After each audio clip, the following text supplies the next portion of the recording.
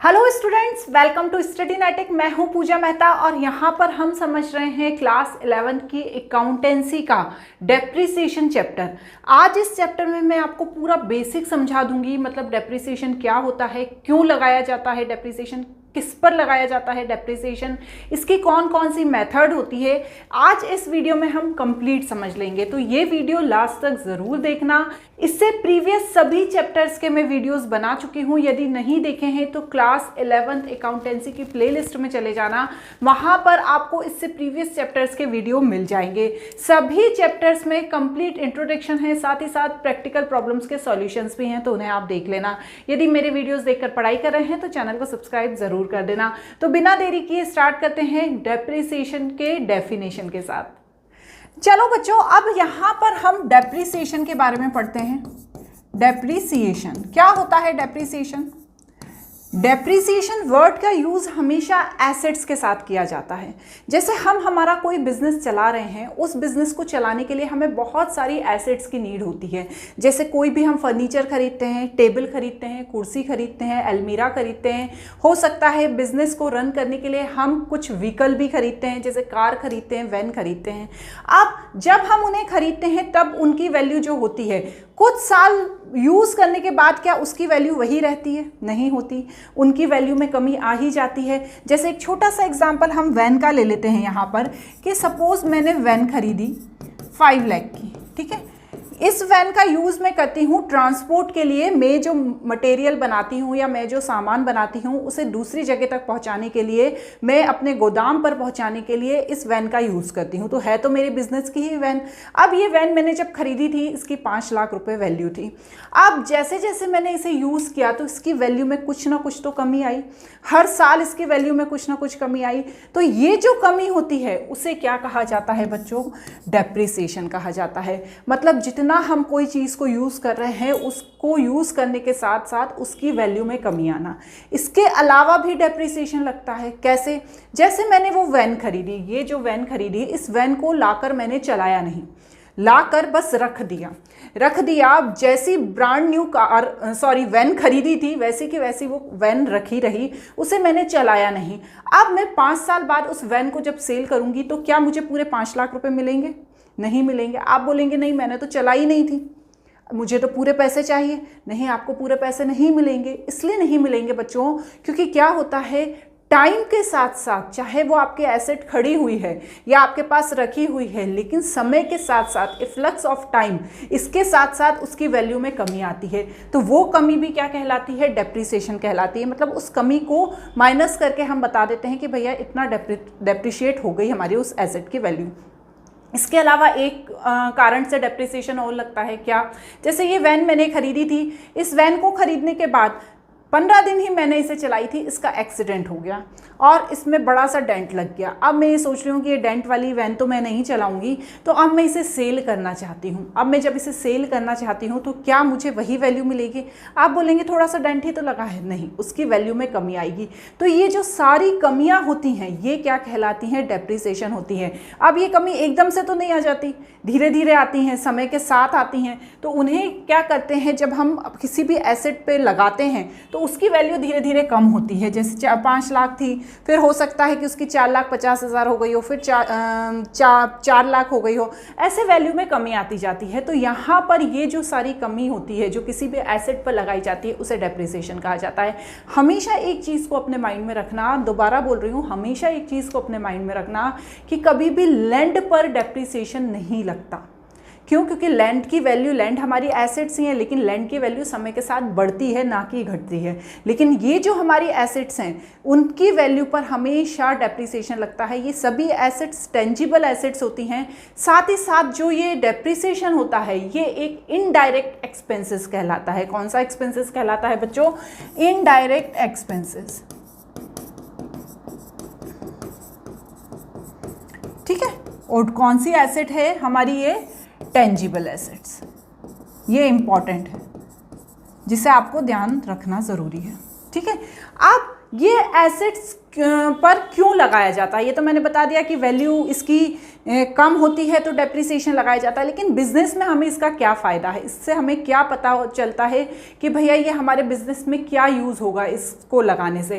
तो इसको लगाने से सबसे पहले जो इसका हमने कॉज तो देख ही लिए टाइम के कारण, ठीक है। एक बार और लिख देती हूँ मैं यहाँ पर, कॉज ऑफ डेप्रिसिएशन सबसे पहले इफ्लक्स ऑफ टाइम,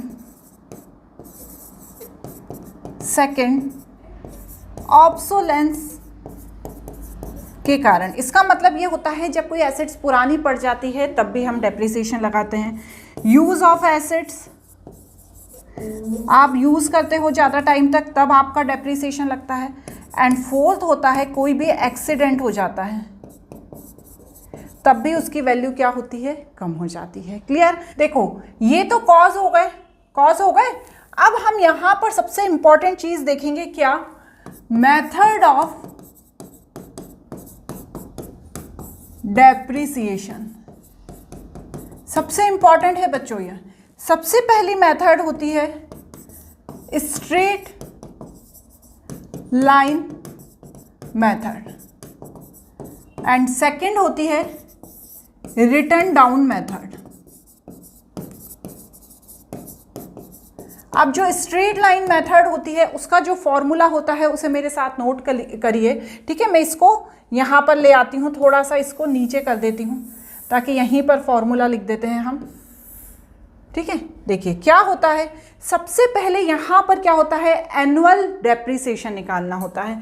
तो मैं यहाँ पर लिखूँगी, क्या लिखूँगी, annual depreciation is equal to cost of assets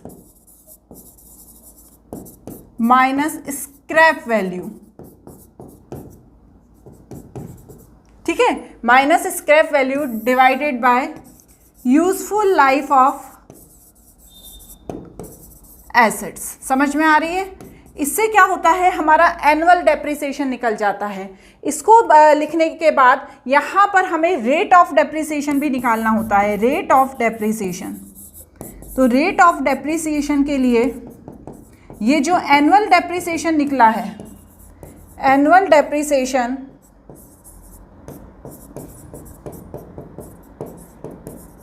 divided by cost of assets into 100, यहाँ पे कर दो इंटू 100। तो इससे क्या होता है बच्चों, हमारा रेट ऑफ डेप्रिसिएशन निकल जाता है, यहाँ पर एनुअल डेप्रिसिएशन निकलता है।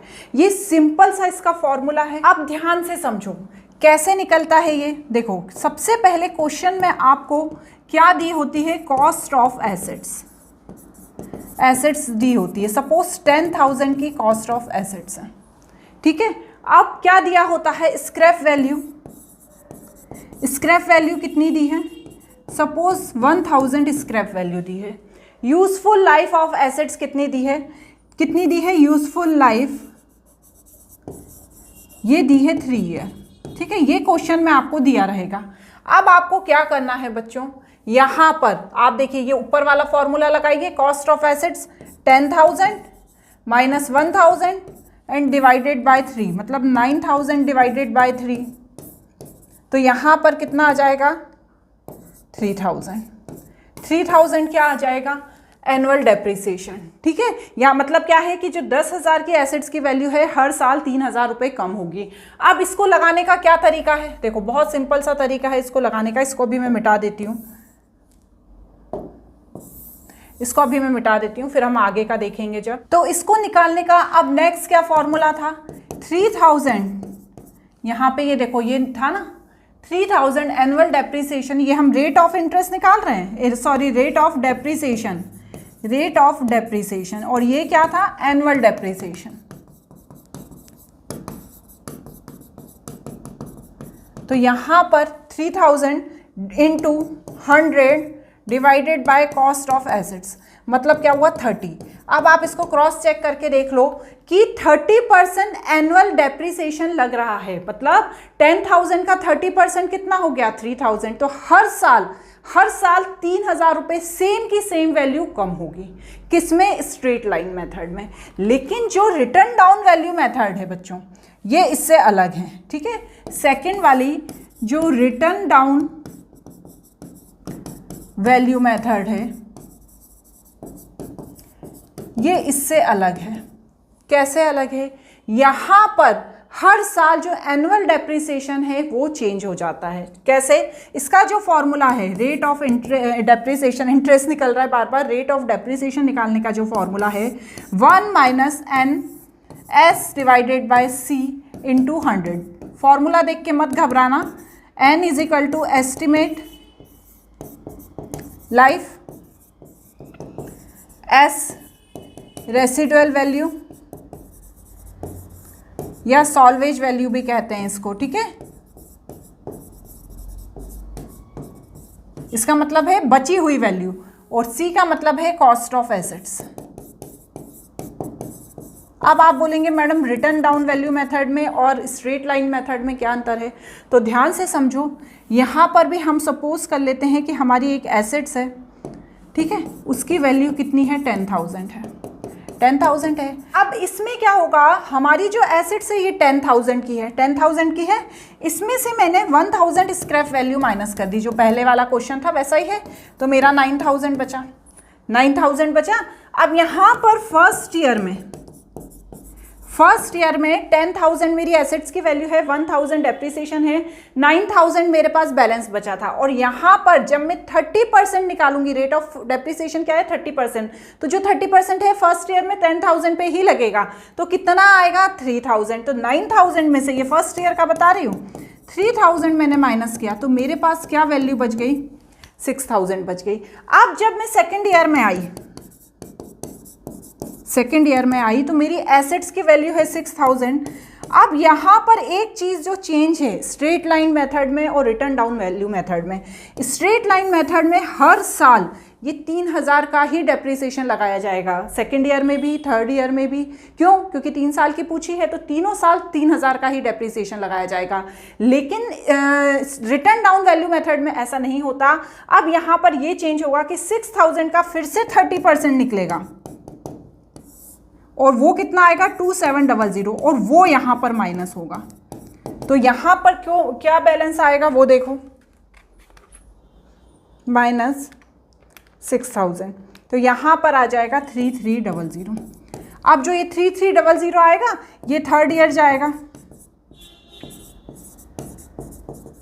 थर्ड ईयर में वैल्यू क्या है हमारी एसेट्स की 3,300। अब आप बताइए क्या 2,700 फिर से लगेगा? नहीं, यहाँ पे फिर से डेप्रिसिएशन चेंज होगा। 2,700 का फिर से 30% लगेगा, तो आएगा 810। तो यहाँ पर जब मैं माइनस करूँगी तो 3,300 में 810, तो ये क्या होगा, इसकी वैल्यू बचेगी, एस्टिमेट वैल्यू 3 साल बाद इस एसेट्स की, जो मैंने 10,000 में खरीदी थी, 3 साल बाद उसकी वैल्यू है 2,490। किसके according? Return down value method के अकॉर्डिंग। स्ट्रेट लाइन मेथड के अकॉर्डिंग तीनों जगह डेप्रिसिएशन तीनों साल सेम रहेगा, लेकिन रिटर्न डाउन वैल्यू मेथड में हर साल चेंज हो जाएगा।